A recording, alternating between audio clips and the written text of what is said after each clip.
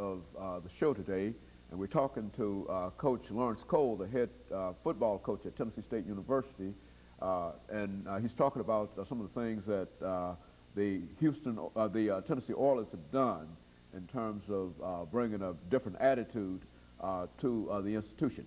You know, Coach Cole, one of the things I think we certainly have to talk about during this period is the classics.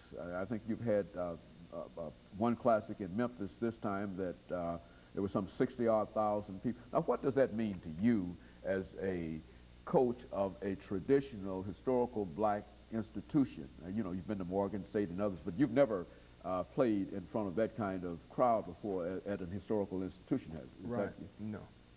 Well, you know, I think a lot of people are curious about Tennessee State. I look back on last year, we set some attendance records, you know, pretty much. But this year, we're kind of like blowing it out of the circuit here. Now everybody's just kind of real curious. And I guess sometimes I say to myself, I guess I keep the program real, you know, everybody curious about Tennessee State. Because one time we having a tryout, sometimes we don't have players, this, that. So a lot of people are curious, but you know, to play in front of a crowd, I think that was remarkable. It tells you the potential that Tennessee State football program has. And I think what's happening is right now, everybody's seeing the program is starting to come back, and back in the day, you know. And I always just say that as a reference, but we will never be the football team we were back in the John Merritt days. We have to let that go, but what we can do is get that belief back into the people that, or who has that feeling about, man, it feels like it was back in the John Merritt days. I heard that a lot when we was up in Memphis last week. But we're curious. The people can't sit in the stands and say, well, they just gonna run up the middle or they just gonna run around the end. Now they come out there and they see a show. And I'm a big believer in here, and I always say defense win games and offense sell tickets.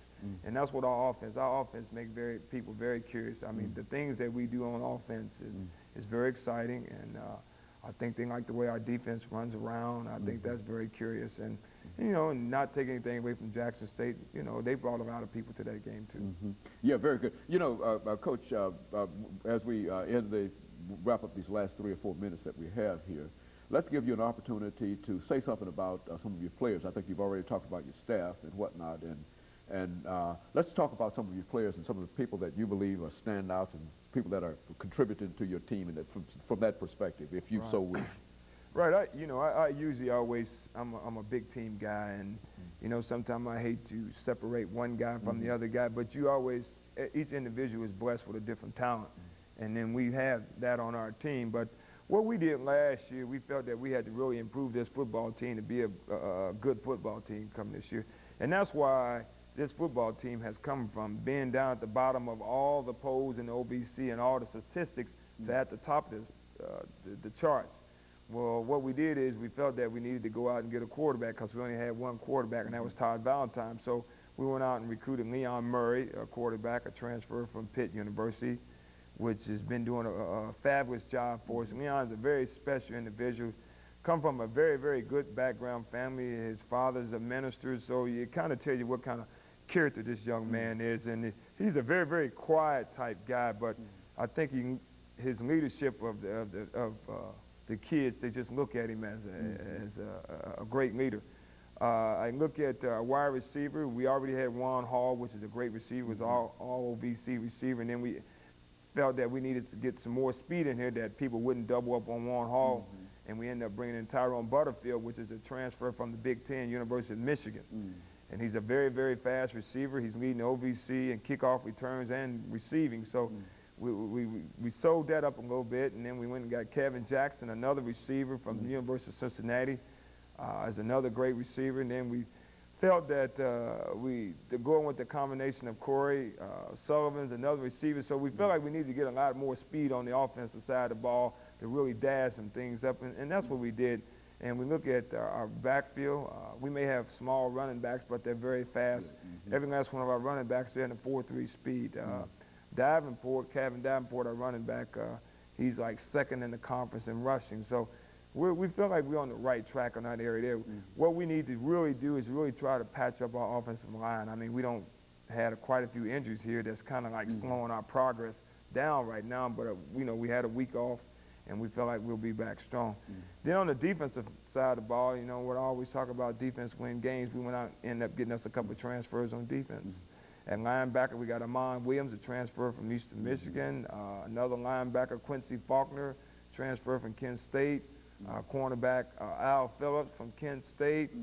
Defensive line, Jamil Graham from Mississippi State.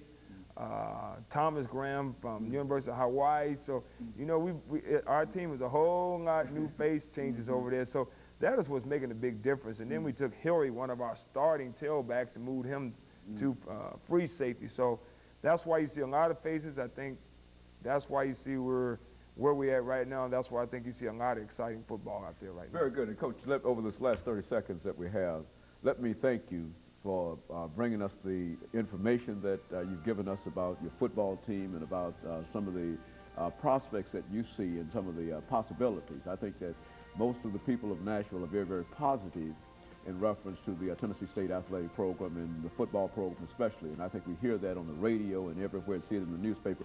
And let me thank you for coming by and giving us that information. And let me encourage you to tune in again next week for another informative edition of Comments.